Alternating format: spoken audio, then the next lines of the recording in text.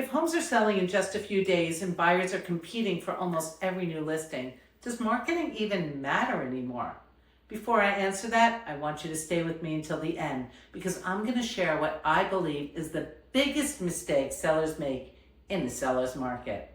It's not pricing, it's not staging, and it's probably not what you think. Let's look at it another way. If buyers are competing for homes, wouldn't you want to make sure that every qualified buyer has the opportunity to compete for yours? That's really what today's video is about.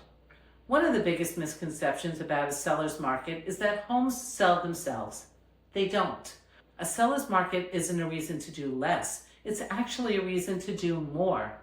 Think about it. If buyers are competing, why wouldn't you want your home exposed to as many serious buyers as possible?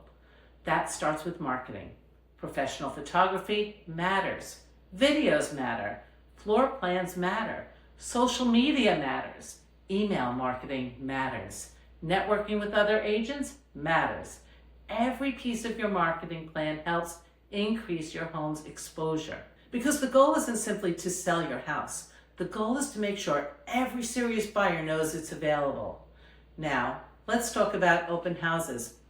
I love open houses. They absolutely have their place. They create excitement, introduce buyers to the home, and can generate strong interest. But they shouldn't be the only opportunity buyers have to see your home. And here's why. Picture yourself as a buyer. You walk into an open house, and there are 50 or 60 other people there. Some buyers immediately think, there is no way I'm getting this house. So instead of writing an offer, they move on to the next property. Other buyers panic. They throw out an offer that's much higher than they planned because they're afraid of losing the home. And then they go home and they talk to family. They sleep on it. The excitement wears off and they begin to wonder if they offered too much.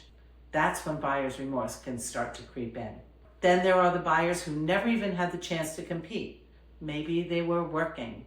Maybe they were away for the weekend. Maybe they were relocating from another state. Maybe they already had another commitment.